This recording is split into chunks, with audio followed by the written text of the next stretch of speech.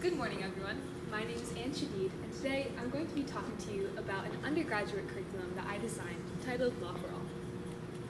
So, before we begin, I'm just going to give you some context about what's going on in the legal field, and first, I'm going to start with the issue of wrongful convictions. So, just for anyone that doesn't know, a wrongful conviction is when someone that's truly innocent was tried and convicted of a crime that they didn't commit. The Georgia Innocence Project notes that between 4 and 6% of all criminal cases in the United States actually end in a wrongful conviction. In our country, there is a huge wrongful conviction epidemic going on right now that we really need to address. Next, U.S. News reports that 82% of the Harvard Law School class of 2021 arrived on campus with at least 1 year of practical experience. Law school admissions are becoming increasingly competitive, and if applicants want a way to stand out, they need to go into the application process with some work experience in the field that they want to go into. So now, that led to my research question. How can undergraduate students learn about biases in the legal field and actually get the chance to fight wrongful convictions before they go into law school? Now for my method, there were a few things that I wanted to address. The first being my target age group. Initially, when I came up with my class, I wanted to start with high school students. Just for some background, I'm a high school student that wants to go into the legal field, so I really saw how difficult it was for me to get some experience in the field before actually being in law school. So that's why my initial plan was to target people like me and to help them get some experience before even going to college.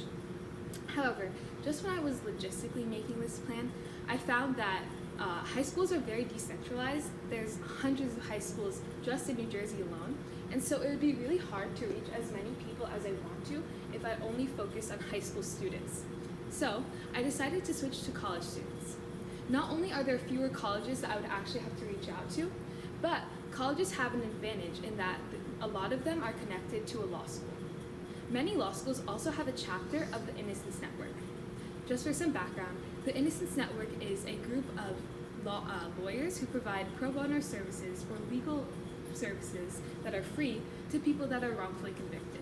So, by working with people that are in colleges, they would actually have access to an Innocence Network chapter through their university by going to the law school. In addition to this, I wanted to make sure that people had access to practical experience. Specifically, I wanted the students to work on a wrongful conviction case. By working on a wrongful conviction case, we would be helping two different groups of people. The first being people that were wrongfully convicted. By having more people aware of the issues and by having more people actually working on a wrongful conviction, then the wrongful conviction case could hopefully end in an exoneration where that person would be freed. In addition to that, the students working on these cases would get practical experience in their field and learn if they truly are interested in this field before they spend a lifetime working on it. Finally, in my method, I decided that I wanted to have a sequential process.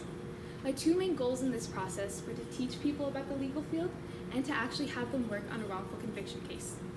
However, they couldn't really adequately work on a wrongful conviction case before they've truly been taught about the legal field and how to really go through a legal process to the fullest extent and to make sure that they're representing someone accurately and fairly.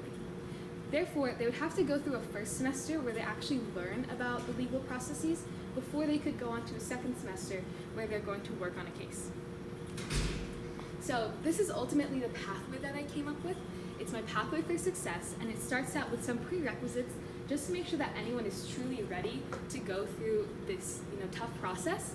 And then it starts off with the first semester, which is the legal studies, where students will learn about the legal processes overall, and then also learn about 4 types of wrongful convictions.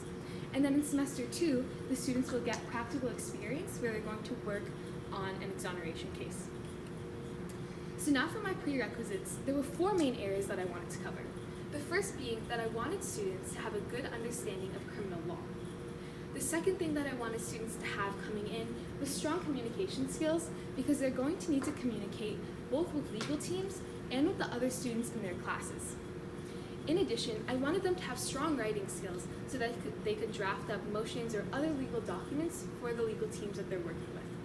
And then finally, I wanted them to have strong investigative research skills so that they could find new evidence to present to the court to show their client's innocence.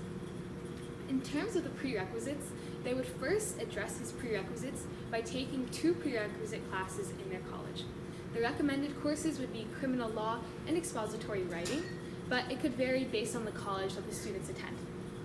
After that process, and before they're allowed into the program, they would have an interview with the professor of that program, and the professor would just kind of gauge the students' interest and also their ability to succeed in the class.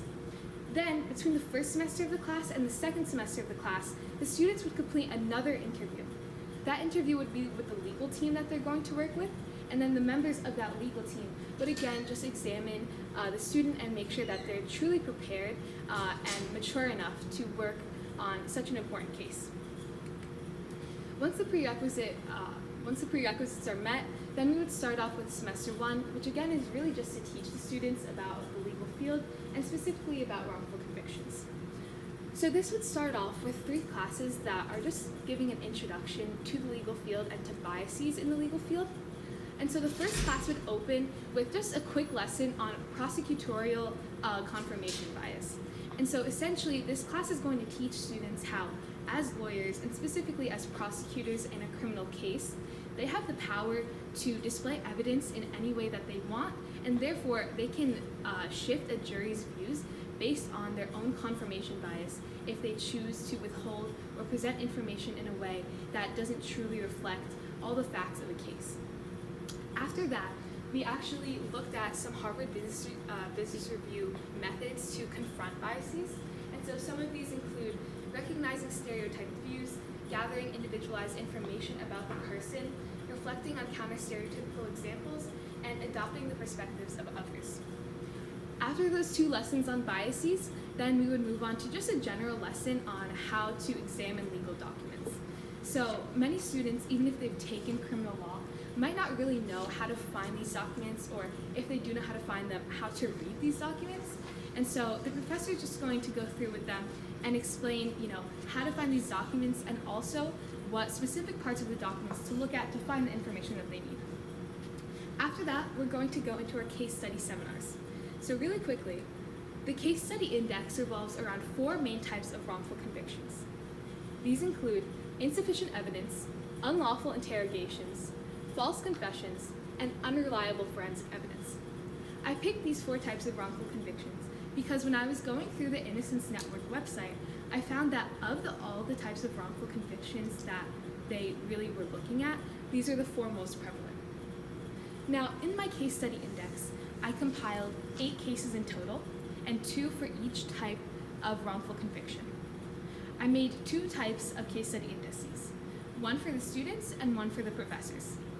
In the case study index for the students, they just have all the dockets and evidence that goes along with each of the cases. And then for the professor copy, they will get my notes on each case, kind of breaking down why each case is a wrongful conviction and giving them additional support when they're actually teaching these cases to their class. So now back to the case study seminars. There are 8 classes, 2 will be dedicated to each type of wrongful conviction, and it's going to go in an A-B class format. So, in the A class, or the first class, the students will be introduced to that type of wrongful conviction by going through one of the cases with their professor in class.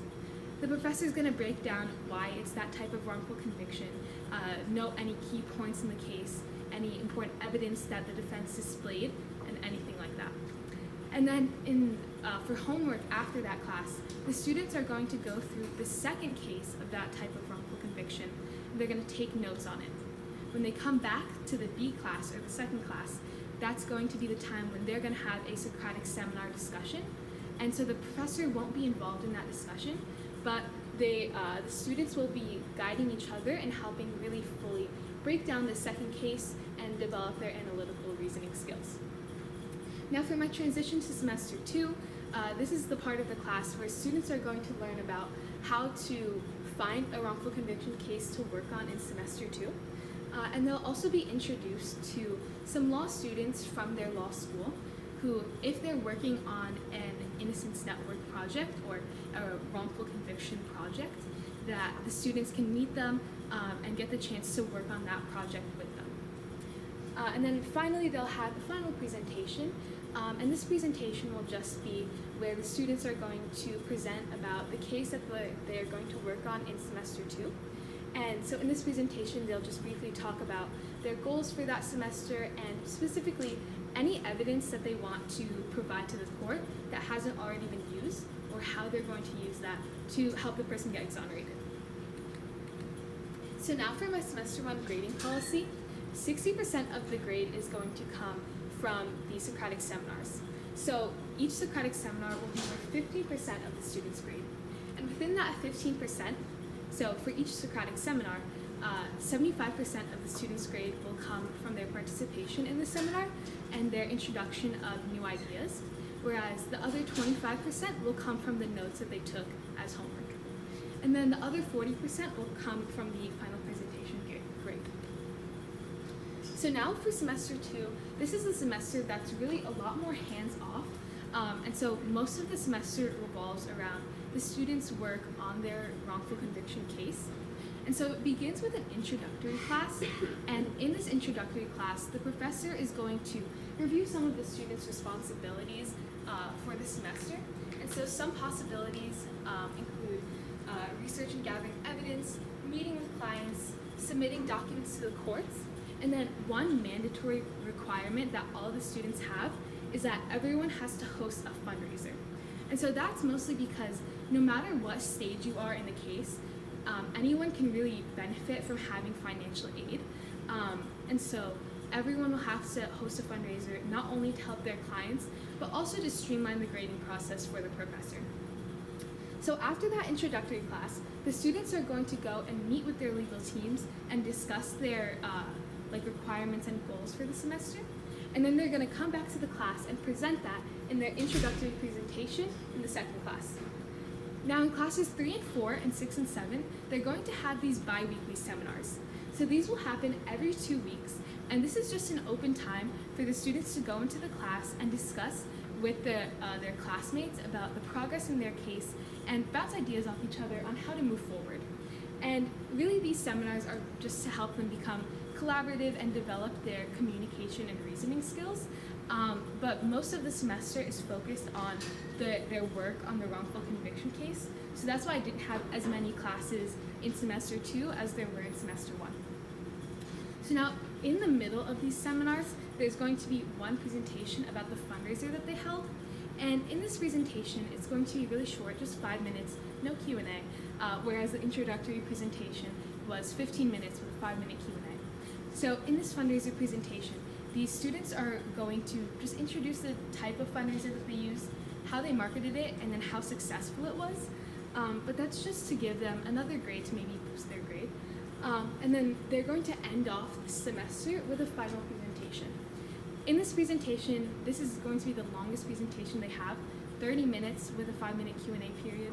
And in this presentation, they're going to just talk about the goals that they initially had for the semester, how those goals turned out, what role they specifically played in achieving their goals, and then also discussing the status of their case at the end of the semester. So now, for my semester 2 grading policy, 50% of the grade is coming from that final presentation that they have at the end of the semester. The introductory presentation is worth 35% of their grade, and the fundraiser presentation is worth 15% of their grade.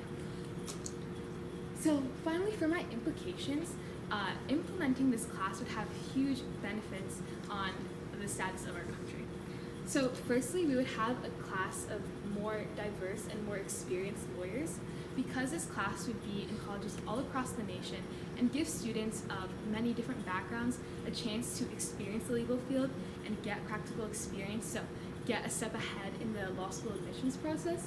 We would have a much more diverse set of lawyers, and in addition to this, we would have much more experienced lawyers, because these lawyers would have been practicing from when they were 18 years old instead of starting the summer of their first year in law school when they're 23 or 24.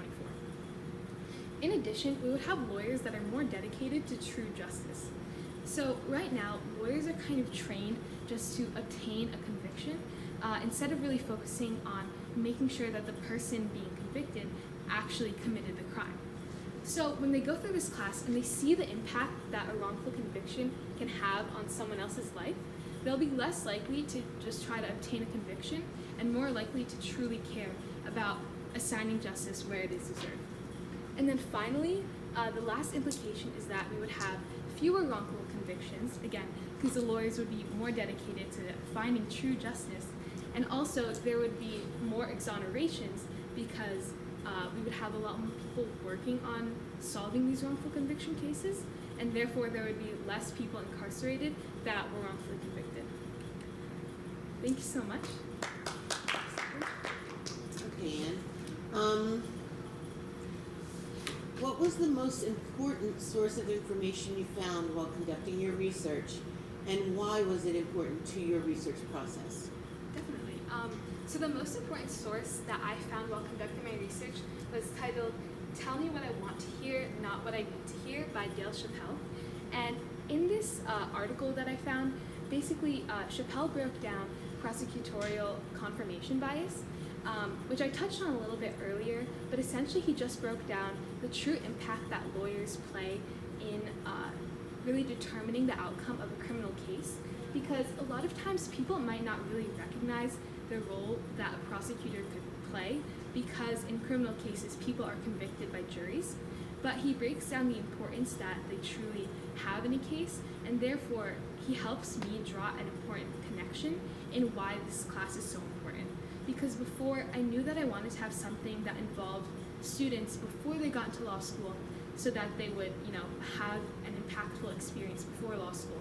And I knew that I wanted to incorporate wrongful convictions, but because there hadn't been another source before Chappelle published his source that clearly drew the connection between the two, that was something that I wasn't really able to justify until I had his source.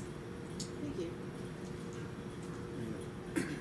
Which of the various perspectives you explored was the most difficult for you to incorporate into your research inquiry and why? So there were 4 main perspectives that I looked at. Just from the semester 1 perspective, I looked at students and professors, and then in semester 2, I also had to examine the perspective of lawyers and people that were going to be exonerated. And so the most difficult perspective for me to incorporate was the one of professors. And essentially, when I was creating these classes, initially I had designed it for high schoolers, right? So I've taken a high school class, which is why it was easy for me to design it for high schoolers. But having to switch this to a college class, I wasn't really familiar with how college classes are really broken down. And so I really had to work with my AP research teacher a lot to determine how a college class should look, because initially I had things like in my semester 1 class I had 2 introductory classes before what I had listed already that were more about team building, so they were playing games and stuff, and I had to acknowledge that that's not really something that you would do in a college class because you don't have as much time as you do in high school. Okay. If you could revisit the research process, what would you do differently? Would you choose a different area of inquiry? If so, why? If you choose the same research topic, what different methods or approaches would you use? So if I were to do this whole research project all over again, I think I would definitely still do something related to law and wrongful convictions, just because this is something that I'm very passionate about, and I know that I would like to pursue something like this in the future. So I feel like that really gave me the drive and motivation I needed to continue working hard on my project all year. But I think I would add on to what I already have in that right now it's mostly focused on college students, but if I were to go back again, I would like to make some kind of club or auxiliary program that's made just for high schoolers as well, so maybe an abridged version of this class, to just add on to the work that I've done, because I still really would like to incorporate high schoolers, because I've seen also not only with law school admissions but college admissions are becoming increasingly competitive, and I would like to give people the opportunity to get practical experience. So if I was to do this again, I would add some sort of program for high schoolers, maybe not as in-depth as the one for college students, but I would definitely add that. Any other questions?